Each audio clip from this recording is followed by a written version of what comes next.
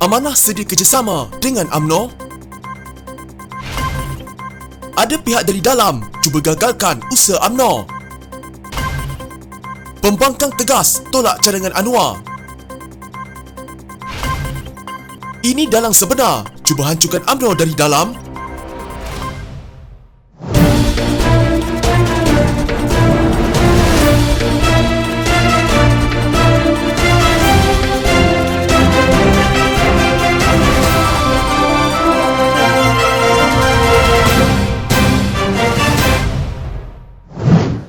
Kita Parti Amanah ni ditubuhkan kerana PAS nak kerjasama dengan UMNO.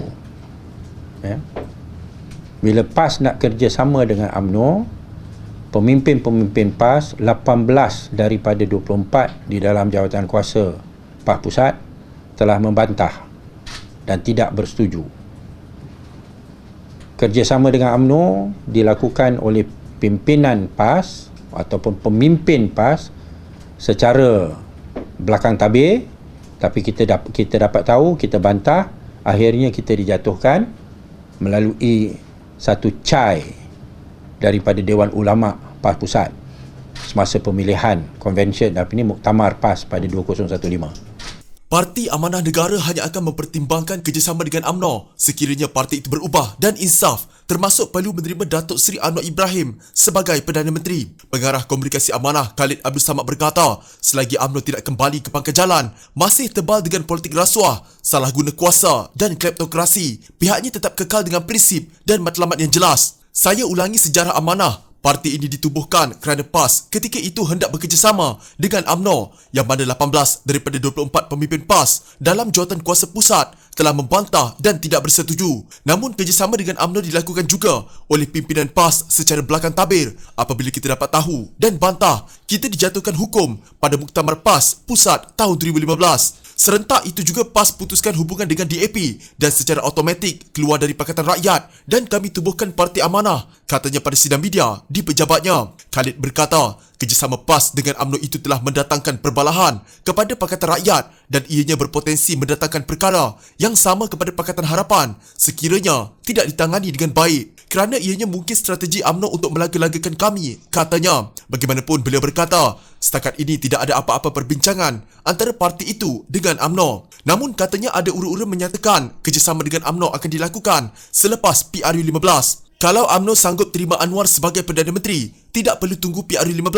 Sekarang ini, isytihar Anwar sebagai Perdana Menteri, terus kita akan dapat ambil balik kerajaan. Kenapa perlu tunggu sehingga selepas PRU15? Soalnya, beliau juga percaya PRU15 tidak mungkin diadakan dalam tempoh terdekat ini. Berdasarkan Perikatan Nasional sedang galak membeli ahli parlimen dalam kalangan pembangkang. Kalau PRU dekat, iaitu Jun atau Ogos ini, tidak ada sebab kukuh untuk Perikatan Nasional membeli ahli parlimen kerana perbuatan itu akan membazirkan wang, katanya. Seorang pemimpin UMNO cuba mengubah keputusan parti itu untuk tidak bekerjasama dengan PPBM pada pilihan raya akan datang.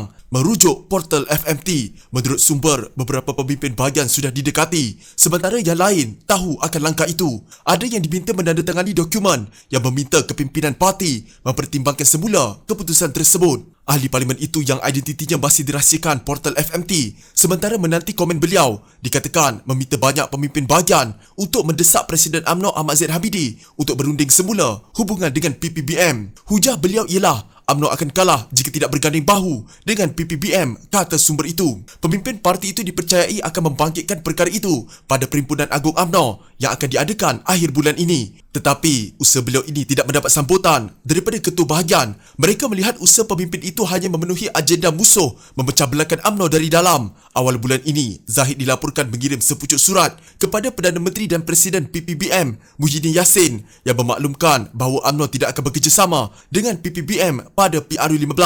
UMNO juga berkata, parti itu hanya akan bekerjasama dengan kerajaan sehingga parlimen dibubarkan. Semasa pemilihan bahagian parti tahun lalu, 147 daripada 191 bahagian UMNO meminta parti itu menarik balik kerjasama dengan PPBM.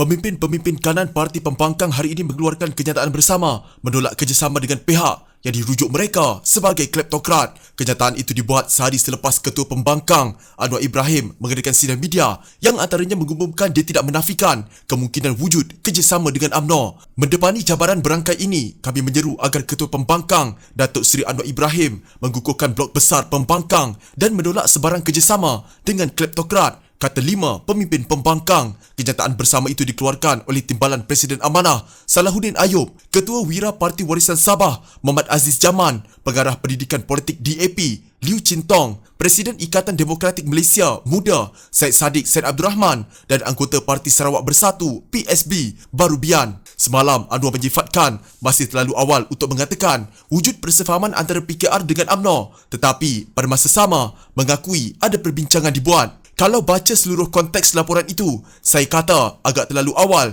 untuk kita katakan ada perjanjian atau persefahaman, ada perbincangan awal antara PKR dan UMNO dan saya tak nafikan kemungkinan kerjasama, katanya. Sementara itu, 5 pemimpin itu berkata, blok pembangkang perlu mengukuhkan kerjasama dan kesepakatan dan sebarang bentuk kerjasama dengan pihak lain perlu dibina berdasarkan asas tersebut. Sepanjang negara melalui krisis 3 serangkai, ekonomi, kesihatan dan politik, kepimpinan Perikatan Nasional tidak menonjolkan arah tuju dan rancangan yang jelas. Kelompongan ini perlu dimanfaatkan oleh blok pembangkang dengan mengetengahkan satu gagasan bersama berlandaskan agenda peduli rakyat. Kita perlu menggembleng usaha dan menumpukan kekuatan bersama sebagai satu suara untuk mengangkat agenda rakyat demi kelangsungan hidup semua. Berat sama dipikul, ringan sama dijinjing, kata mereka. Dalam reaksi segera, Setiausaha Agung PKR Saifuddin Nasution Ismail berkata bahawa PKR kekal istiqamah sebagai parti politik yang mendukung Pakatan Harapan, tetapi pada masa sama terbuka untuk meneroka hubungan dengan semua demi negara. Kami mengalu-alukan pandangan mereka. Asas kerjasama dan persefahaman politik juga